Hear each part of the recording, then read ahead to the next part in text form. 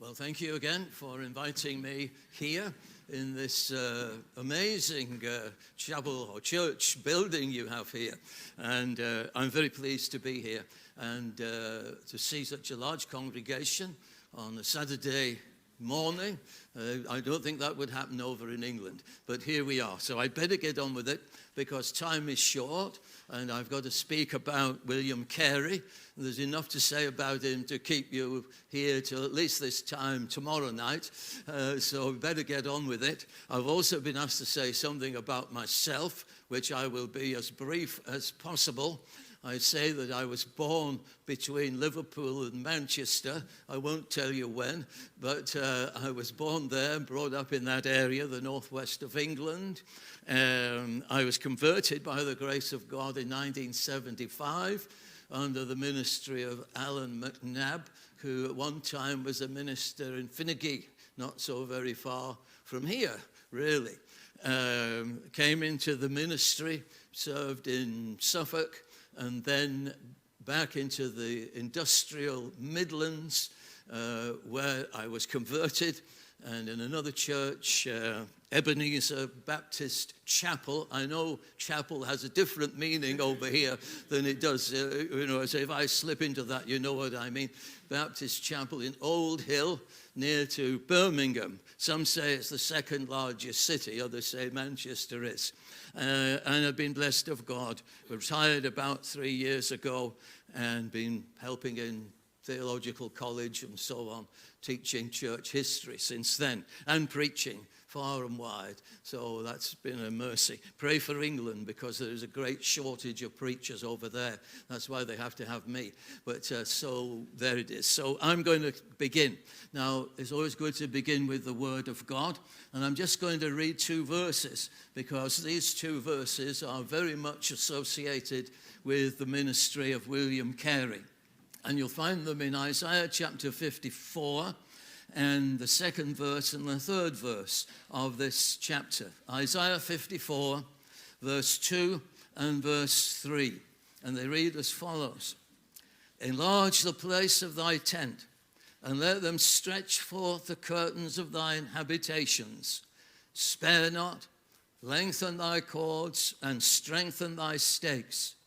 For thou shalt break forth on the right hand and on the left, and thy seed shall inherit the Gentiles, and make the desolate cities to be inhabited. And so reads the inspired word, and we'll come to see why those were so important words for William Carey in a moment. Now, we might begin by saying this. One of the famous sayings of William, something he said of himself, and something he wanted to be remembered by. And it was this. He said, I can plod, I can plod, I can plod. And he said, if anybody wants to know anything about me when I'm dead, tell them that. I can plod, I can plod, I can plod. It's the power of the plodder. Now, like most, or many, you could say, of the men and women God uses, William Carey came from a very, very obscure background. And I suppose as a young man growing up, nobody expected very much from him. But he was destined by the grace of God to do great things. He was born in a place called Paulus Purry. You want to say Bury, but it's Purry. Paulus Purry, which is in the south of Northamptonshire, in the Midlands of England. He was the eldest of 5 children, and his parents were Edmund and Elizabeth Carey. His father was a weaver who later became the village schoolmaster and the clerk of the parish church in that obscure village. William Carey himself was small of stature, the power of the little man, you could say. Slightly built, but with a passion for learning. He hardly had any formal schooling, but he was interested in a whole wide range of subjects, and all these subjects in the grace of God were to serve him later on in his life. He was interested in natural history, geography, in a big way in geography, languages, politics, biography, theology, and astronomy. And all those things captivated his mind. He wanted to know all he could about all kinds of things. But the two books that form the basis of his life, of course, you can guess, was number one, the Bible, and number two, Bunyan's Pilgrim's Progress. So that's the beginning of this man. Now, everything about him, though it didn't seem like this, everything about his early life, his childhood, was going to have some reference, some use in his later life. Even his name, William Carey, because if you look up the name Carey, you see that it's Scandinavian in origin. You say, what's that got to do with it? Danish, in fact, in origin. And his forebears must have come over with the Vikings, and they were a warlike lot, as you know. And some others say it was the Normans, but the Normans were Vikings, really. So he's got Scandinavian, Danish blood in his veins. Now, when he goes to India, finally, he sails on a Danish ship, the Kron Prinsessa Maria, a Danish ship. And he wouldn't have ever got started in his missionary work, but for the help of the Danes. I'll explain that later on. So even that was part of the preparation for the rest of his life. I'll just tell you something about his voyage, because what we're learning about this plodding man was no difficulty seemed to be too much for him. He wasn't the man easily daunted or put off. Well, they had to sail for India. It was going to be a 5-month journey, voyage at sea. They set off on the 13th of June, 1793, and they arrived on the 11th of November, 1793. When the ship finally set off, they encountered, as you may guess, storms in the Bay of Biscay. After that, they were becalmed further down the coast of Spain. Then they hit a storm which carried them right across the Atlantic to the shores of Brazil. Can you imagine that? They're heading for England. They're ending up in Brazil. They didn't actually go ashore because the same winds and tides then carried them back to the Cape of Good Hope, again famous for storms, and they had a tremendous storm. He said, Carey in his diary, he said that some of the waves were 50 or 60, not feet, but yards high, which carried the ship right up and then plunged it right down. And he said they went down on one of these troughs that he'd never believed they would come up from. They eventually get off the coast of India, the Bay of Bengal, and there they are becalmed for a month. And so it was. But eventually they get to India. Now then, we've said that he had, in his childhood, go back to that for a minute, very little formal education. But in the providence of God, he was born at one of those times when men were dreaming dreams and men were seeing visions. It was that sort of a period. He had an uncle who'd been fighting with General Wolfe in Quebec and Canada. And this uncle had come back and fired him with voyages and adventures and wars and troubles to overcome. He was much inspired, of course, by the writings of Captain Cook. You know, Captain Cook was discovering Australia and those South Sea Islands and so on at this time. And it was all written down in a famous book, Cook's Voyages. He devoured it.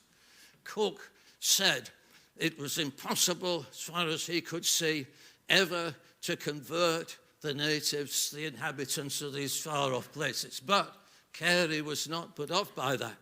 He also was to learn that Captain Cook was killed by the natives in the Sandwich Islands in a terrible way, but he wasn't put off by that. But these voyages and looking at all this geographically and so on, he made, because he's going to become a cobbler, we haven't got to that yet, a shoemaker, and out of leather he made a globe. I don't know how he did it, but he made it, and it made him realize under God that these vast areas of the world were strangers to the gospel, never heard of it, fast bound in sin and nature's night. All that impressed itself upon him. So there he was. At that time, there was a preacher, a fiery preacher. His name was John Ryland. The two John Rylands in this story, one is senior John Ryland and one is junior John Ryland. The first one, John Ryland, sided with Washington in the American war against us. So we don't mention it. But it fired William Carey with this idea of liberty, the liberty of peoples. He was a great man for liberating people, not by wars, but by the gospel. But he had that feeling was in him from an early age. Then, when he becomes an apprentice cobbler, there's another fellow there doing the same thing, and his name is John Warr, with two R's. W-A-R-R, John Warr. Now, this is God's instrument in bringing him to know the Lord. This young fellow, John Warr, was with a little group of people that were nonconformists, and they were meeting together. They hadn't yet properly formed themselves into a church, but they were meeting together, and through this group, he comes to know Christ as his Savior. Now, remember, his father was the clerk of the parish church, Church of England. But his father wisely didn't object to him associating with these dangerous nonconformists. He encouraged him, and there was the wisdom of his father. But anyway, he comes to know the Lord. I'll tell you a bit more about that in a moment. But we should also remember at this time, you've got George Whitefield and John Wesley and other people like that. They're there under God, preaching up and down the country. This is all going on. Clarkson and Wilberforce, they're campaigning against the slave trade. And it's this atmosphere in which he was born. It's the same period when Adam Smith wrote about the wealth of nations. That's all about economics and so on, really. But when you read it, that man, Adam Smith, he says that all these lands are opening up, getting into contact with them, and so on. And he said, but it's an opportunity not only for trade, but for the spread of the gospel. It surprised me when I saw even a man like that was interested in the spread of the gospel. Anyway, at the same time, Jonathan Edwards had experienced revival. And there was this humble attempt to promote explicit agreement and visible union to God's people to engage in ordinary prayer for revival, to give you the full title. So revival, prayer, the works of God were going on. Same time, Warren Hastings, I'll stop telling you all these things in a minute. Warren Hastings had been one of the governor generals of India, had been dismissed, brought to trial. He hadn't done anything wrong. He was found not guilty. But what it did, it opened up people's eyes to what was really going on in India. And Carey sees this, and it's used of God. And one final thing by way of this introduction. It was the time when hymn singing was becoming widely popular. And you have all these great hymn writers from Isaac Watts onwards. But one hymn particularly laid hold of William Carey. It was by the Welshman William Williams, and it was this, you may know it. O'er the gloomy hills of darkness, look, my soul, be still and gaze. All the promises to travail, should say, with a glorious day of grace, blessed jubilee. And then this was it. Kingdoms wide that sit in darkness, grant them, Lord, thy glorious light. And from eastern coast to western, may the morning chase the night, and redemption, freely purchased, win the day. That took hold of his mind, and he thought, This is the work I am being called to do. But remember, he's just a cobbler. He's just a shoemaker. He might have been a laborer in the fields, as most men around there were at that time. But he had something that burned his skin by being out in the sun, so they had to give him another job, and he became a cobbler. Well, if I had time, I'd tell you about all the cobblers that have been in history that became great men. It's surprising, a great long list you could find of famous people who started off as shoemakers. But anyway, we won't go into that. But the shoemaker to whom he'd been made apprentice, his name was Clark Nichols. I think of Clark's shoes, but I don't think there was any connection. But anyway, this man Nichols, he had a library, a small library in his house. And William Carey had the temerity, I suppose, to ask him, could he see it? Could he look at it? And he did. He allowed him to. And there began his interest in some of these subjects, expanded the interest anyway. But one thing he found in that library was a commentary, Bible commentary, but it had in it many references to the language Greek, as you would obviously expect in a commentary perhaps. And he's intrigued by this language.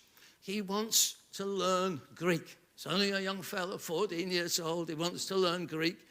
And he discovers that there's a fellow in the village that the writers say had led a dissolute life. He was a no-good, a scoundrel really, but he was highly educated.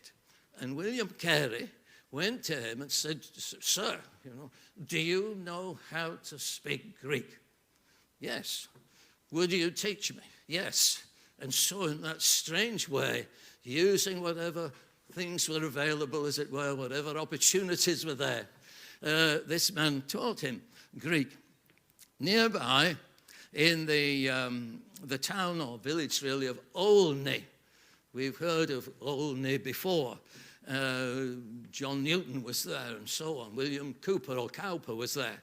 But at this time, Thomas Scott was the incumbent at the parish church there. We've heard of Scott and the famous Scott's Family Bible. You may even have one at home. And he got to know, Carey got to know him, and this man, Thomas Scott, was very, very helpful to him spiritually and in every way, encouraged him. Also at that time, nearby town or city of Leicester, there was another minister, Robert Hall, famous for a book called Helps to Zion's Travellers. And again, this same man encourages the young fellow Carey. It's a good thing to do, isn't it? To encourage young men. If you see any spark there that needs fanning into a flame, do it. And these ministers did that very thing.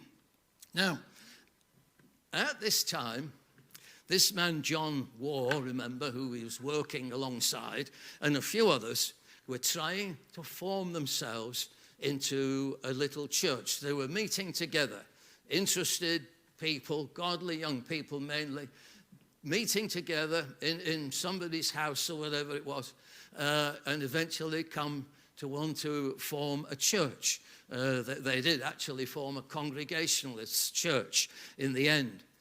But these people, they wanted to have ministry morning, Sunday morning, Lord's Day morning, and evening. But they could only afford to pay somebody to come in the morning. So what do they do in the evening?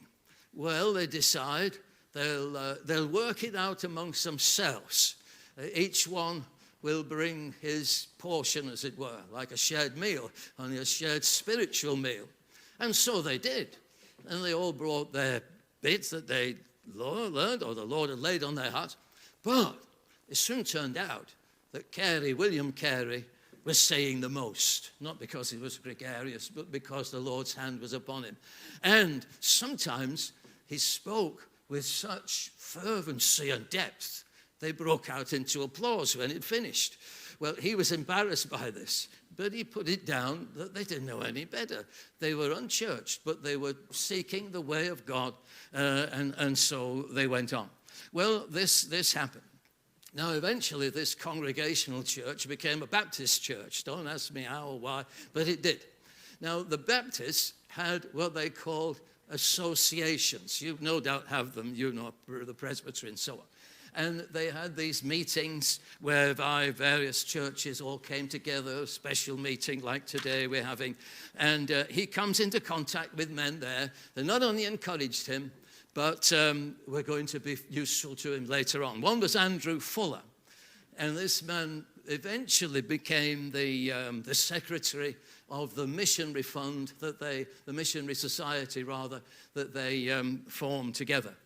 But on this day, when he went to this association meeting, he was so poor, it was rather like today again, you're all bringing your own food. Now, he was in such financial straits that he couldn't do that. So he finds himself going the whole day, it was a whole day affair, going on into the evening, with nothing to eat at all. He didn't tell anybody. Nobody was aware of what he was doing, but he got nothing to eat. But then, so the story goes, a certain man, Mr. Chater, invited him when the meetings was over, because he'd got to walk quite a few miles back home by then, invited him to his house. Some say for something to eat. Others I've read say nobody still can give him anything to eat. But let's say he did get something to eat. But he got more than something to eat. This man, Mr. Chater, had formed a church about 6 miles away from where this little place where Carey was. And he said to him, well, we've been watching you, Carey, and we'd like to call you to be our minister. This is a big development. Now, he accepted, but he couldn't leave the other place. So he said, I'll go to one place one week and the other place the next week, alternate weeks. But that meant to go to this church, he had another 6 miles to walk further on than where he was regularly going to. He did that. They did pay him, but he said they didn't give him enough money even to provide enough shoe leather for the shoes he wore out walking back into these places. This man virtually lived on nothing. Anyway, all these things are there as he starts off in life. Now, I've got to move on fast here because time is running away. We haven't got anywhere near India yet. So I'll try and condense this a bit now. Now, after this, he is called to 2 other churches. He is growing, getting bigger churches all the time. In fact, this same man, Andrew Fuller, I mentioned a few moments ago, seems like weeks, a few moments ago, he said this. He said, every young minister ought to begin with a small church. It's like cultivating a garden before you try to cultivate a field. Well, I don't know whether that's wise or not, but that's what he said to him. Well, he went to these bigger gardens. One was in a village called Moulton, still there today, and the other was in the city of Leicester. But both of these churches were full of trouble. You know, some ministers are sent to churches where there is trouble.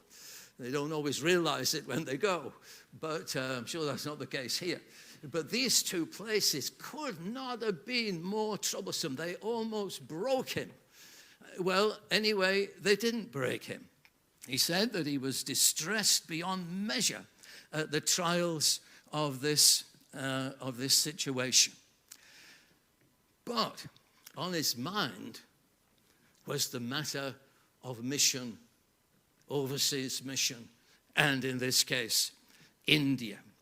There was another one of these association meetings coming up, and he decided he would broach the matter at that meeting. And so he did bring the matter up. What about our churches being engaged in overseas mission? Well, if he got trouble in his church, he had trouble in his association now. Because this man, John Rylands Sr., who I mentioned a few moments ago, was furious at his suggestion. And he came out with a bit of very unsatisfactory theology. He said this. Well, he started off by saying to Mr. Carey, the young man Carey, You are a most miserable enthusiast for asking such a question. And then followed it up by saying, certainly nothing can be done before another Pentecost, when an effusion of miraculous gifts, including the gift of tongues, will give effect to the commission of Christ as at the first.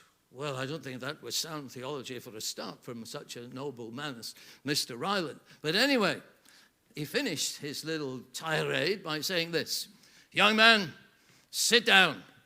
And when God pleases to convert the heathen world, he will do it without your help or mine. Shut up, sort of thing. Well, that's putting somebody in their place, is it not? Was he daunted by this? No, it doesn't seem as if he was daunted a bit. He goes back to his troublesome church in Leicester, and he begins to write this book. It's still in print. It's got 112 pages. It's not massive, but it's an answer, really, to John Ryland Sr.'s tirade, arguing that mission, overseas mission, is a vital part, is an essential part of the ministry of the Church of Jesus Christ. And it's a very well thought out thing. He was only a shoemaker, but my word, he had a brain. Anyway, he did that. And when he came to move to the church and had an ordination service, he read this out. After the ordination service, he decided to read the contents of this book out to those that were gathered there. As I say, 112 pages, so I don't dread to think how long this service went on for. You may think, I'm keeping you this morning, but this is nothing to what Carey did. Well, anyway, he did that. And then he got it printed. He had to get a printer. He had to find a printer in Leicester that would do it. It's surprising, the printer that he chose, because this printer was very highly involved, well, not involved, but influenced by the French Revolution. So he was a revolutionary printer. A short while after he printed this same printer published or printed Tom Paine's Rights of Man, anti-Christian publication if ever there was one. So he was a strange printer to choose, but nevertheless, this book was printed, and it goes on from then. Coming up next was another one of these association meetings. He sells copies of this book there, and then after that also they asked him to preach. And this is where the text comes in. Isaiah 54, 2-3. Enlarge the place of thy tent and let them stretch forth the curtains of thine habitation, etc. Isaiah 54, 2 and 3. Now, nobody wrote down, nobody took any notes of this famous sermon, but you can divide it up into two parts. Expect great things from God. That was the first part. That's a great vision, isn't it? We have a great God. Expect great things from God. Our view of God is too small, is it not? And the second part was, therefore, attempt great things for God. You've got it. And that was the gist of it. And after it, there was a small meeting in which those interested were led to form a missionary society. They passed the hat round after it for funds. It wasn't a hat, it was actually a silver snuff box. And they passed it round, and they got in the box, when they came to add it up, £13, 2 and 6pence. Well, it wasn't a big fund, really, to start a missionary society with, but they did. And later on, other funds came in, and in the end, this group interested in forming the missionary society came into contact with a man called John Thomas. He was a man, and they didn't know really, but he'd been in India as a missionary prior to all this, virtually on his own, a rather eccentric fellow, and he'd come back to try and get help, to go back with him. And they decided that William Carey would be the man. Whether they were just going to get rid of him, I don't know.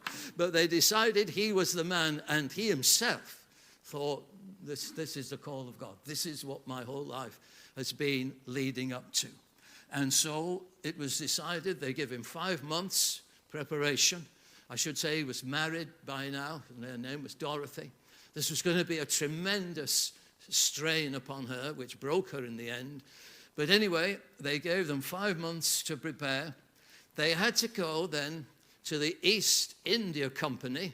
They were the powerful company and figures that were there in India at that time. And nobody could really enter India from England without their permission. And so he went there to London to get this permission. But he couldn't have gone at a worse time as far as humanly speaking goes, because the East India Company up to this time had allowed no missionaries. They didn't want any missionary coming upsetting the people over there, upsetting the natives. They just wanted to keep things calm and trade and so on. Now, 2 men, one of them was a part of the committee of the East India Company. His name was Charles Grant. And another man, the famous William Wilberforce, at that time, had put before Parliament the desire or the request that the East India Company acknowledge the need for missionaries and put such a clause in its constitution that missionaries would be allowed to go. So that was brought before Parliament, but it was thrown out. And remember, the Parliament was full of bishops and so on at that time, but it was still thrown out. And so they said to Carey, no, you can't go. Now, what did Carey do? Well, this is where the Danes come into it again. He hears that there is a Danish ship, the ship we mentioned earlier, the Crown Princess Maria, sailing from Dover round about that time. And what do you think? He was on it, and his family, and they sailed. Now, they did something, I don't know what you would think of this, but they made this 15,000-mile journey in the way I described at the beginning. And they find themselves in the Hooghly River, which is a tributary of the Ganges. On the banks of the river, as they sail into it, you see crocodiles and all that sort of thing. His wife is absolutely terrified. She can't face it. He doesn't bother at all. It's not bother to face him in the least. But anyway, they're not going to go into Calcutta. The ship's going there. But they get off before that. And they get into a native boat and land somewhere quite a few miles from the capital. And there's a place called Debhatta, if I pronounce it right. And as soon as they get ashore, this is illegal really, but they get ashore, and as soon as they get ashore, John Thomas, I should call him Dr. John Thomas, he preaches to the people who were there. There was a kind of a bazaar or market there, and he preaches in the native language for 3 hours. And there it is. And they ate their first meal in India, which was served up on a leaf. So there they are. Now, this fellow, John Thomas, he was a good man, but he had no idea how to handle money. And within the first few weeks of being there, he'd spent the whole of the allowance for that period. And so what did they do? Well, he was quite inventive, and he managed to get work in an indigo factory. Somebody he knew, I'll tell you the name, Moy Pal Diggy. And there he was working in this indigo factory. And he also, in another nearby factory, the same indigo factory, got a job for William Carey. And before he knew it, William Carey was supervising 90 men. He's gone as a missionary, but he's supervising a factory. But again, he's unfazed. He quickly learns the language, Bengali, and before very long, he can preach and hold out for about 30 minutes in a sermon in Bengali. He's only been there weeks, and he's picked this up. And before long, whilst he's doing this, he has visited 200 villages with the gospel message and established 2 schools. Well, surely the hand of God was upon this man. But all this was beset with difficulties because the area flooded. You know, areas of India are very susceptible to flooding. The 2 factories were destroyed. With flooding came typhus fever. His son, 5 years old, he had 7 children, but his son, now 5, dies of the fever. His wife, Dorothy, is pregnant again. All this pressure is pulling her down. She is beginning to get the first signs of mental breakdown here. And all this is going on. Well, the factory was ruined, but he gets another job in another factory some 12 miles away. And by this time, he's desperate. And he sends home for help. Must have help. The harvest is ripe. The laborers are few. And before he knows it, others are there. William Ward is a man who comes. Joshua and Hannah Marshman are others that come. And there they are. But they don't arrive. They've been impounded by the East India Company. They can't land. They can't go out from where they've landed, sort of thing. And they're stuck. But then comes along another Dane. If I pronounce his name right, he's Colonel Ole Bai. I think that's how you spell it. I'll pronounce it B-I-E. But anyway, this fellow, he is really the regent of the Danish protectorate of Serampore. And that's quite a few miles away from where they are, 300 miles away to be precise. But he says, if you come with me, you'll have the freedom in Serampore district to evangelize all you like. And they went. And Serampore became, in the end, the headquarters of William Carey's activities there. Now, I must hurry on. Now, as time went on, we get to the year 1800, and various things happened then. It's where the first convert is made. He'd been there 7 years plus, and the name of the man was Krishna Pal. And if I had time, I would read to you the hymn that's in several hymn books that Krishna Pal wrote after he'd been converted. But anyway, Krishna Pal is converted. There's a long story attached with that, but I haven't got time to tell you. He was their first Bengali convert. But something else happened at this time.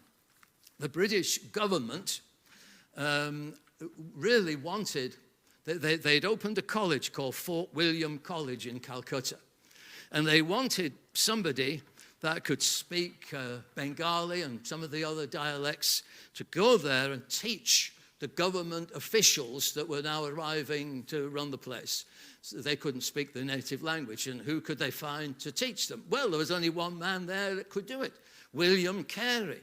And so the government relented on all these other prohibitions, and he went there and taught.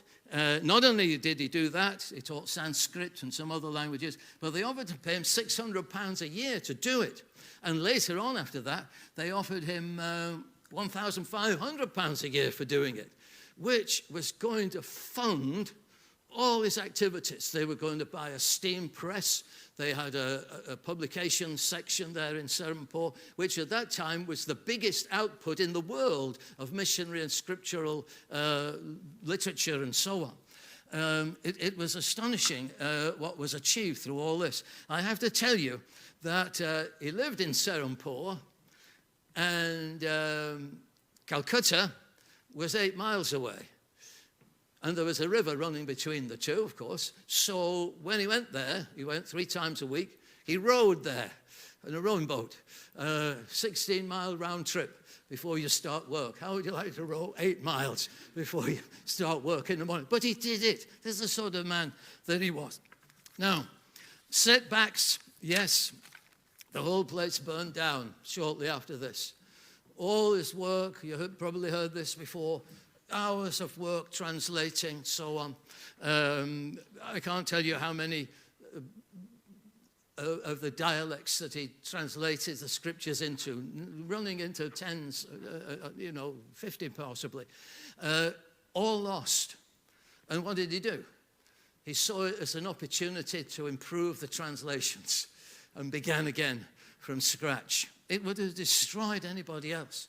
When news reached home of what had happened, £10,000 came in by way of donations from England or Ireland or wherever, and they soon made up the loss. But this man is undaunted. Worse than that, I nearly finished though. Worse than that, a rumor went round in England, was circulated in England, that these men were living in, as they said, Oriental luxury, and we were all paying for it. Well, he was living in abject poverty because all this money, hardly any of it was spent on himself. That hurt him more than the loss by fire and so on. All these were parts of the trials. Anyway, very quickly now, the legacy, the lasting legacy of William Carey. Now, what can we say about this? It's huge. Well, one thing is we do have this book, which is a challenge to anybody to read. Another thing that came about out of it was that the East India Company, we mentioned, opened the doors to missionaries going in any parts of their territory. So that was something very important that was carried out. The second thing is this, is teaching, scriptural teaching, gospel teaching, was directly opposed to the Hindu mindset that gripped India at that time and is gripping it again today, you might say. You see, the Hindus believe this, that creation was either the dream of God or an illusion or even divine itself. Creation, what is it? It's a dream that God had. That's pretty vague, isn't it, to describe creation? Or it's an illusion, doesn't really exist. Or it's God himself. Now, the result of this was that we can't understand it and we can't be responsible for it in any way. The physical world around us is in a state of flux, and though there are troubles and trials, we can't do anything about it. We just do nothing. We just accept it all. Well, that's a pretty dismal, depressing, discouraging way of looking at life. Well, he's challenging that, you see. And then, of course, idolatry was everywhere. And the Hindus believe this, that human beings are free to decide whether a stone is God or a tree is God or actually anything is God. If somebody says, well, I think that's God, that's my God. As it happened, a lot of women took the line that their husbands were God. Well, oh, you're all laughing, ladies, but well, that's what some of them thought. But it's more serious, you see, because when the husband died, their God had died. And the only thing they could do was to die with him. So they practiced that which was called sati, which when the husband was burned on the funeral pyre, they lay on it by the side of him because their God was dead. Their world was at an end. A terrible way of looking at life. Now, William Carey abolished that by his ministries and by his connections and so on. Again, we're taught, the scripture teaches us, that man, we are all made in the image and likeness of God. In other words, everyone is important. Everyone is worthwhile and so on.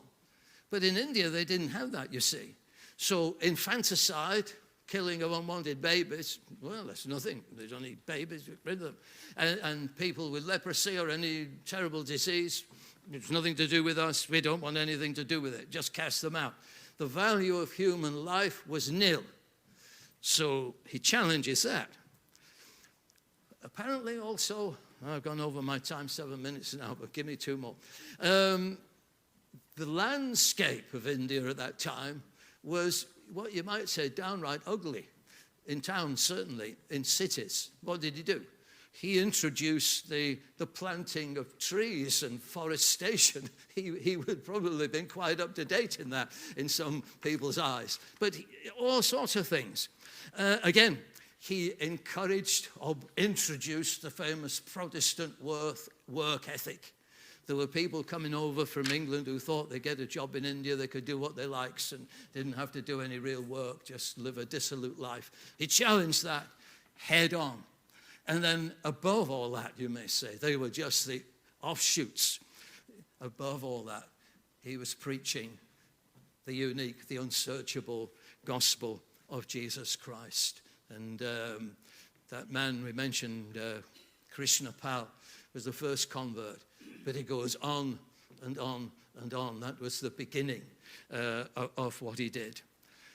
His printing press, over a 30-year period, produced 212,000 gospel messages through literature and so on. I can't tell you all the other things that he did. I have to rush on now just finally to give you the last sort of minutes of his life. He was visited on his deathbed by Alexander Duff, the famous Scottish missionary that was following him. And they spoke, and then Mr. Duff was going to leave. And Carey, with his final breath, almost said, come back, Duff. And he said to him, don't talk about me, talk about the Savior, which went to Duff's heart, really. That's how he died. On his tomb were these words. Well, William Carey, born 1761, died 9th of June, 1834. A wretched, poor and helpless worm, on thy kind arms I fall. And that's how he lived. And that's how he died. There is ever so much more we could have said about this man. But here's a man started off with nothing, you may say, not thought of, plodded on through great difficulties, but a man of extraordinary faith and extraordinary labor, not saved by works, we know, but they're the evidence of a genuine faith in the heart. And what can be done by ordinary men using whatever talents God has given them? We'd better stop now.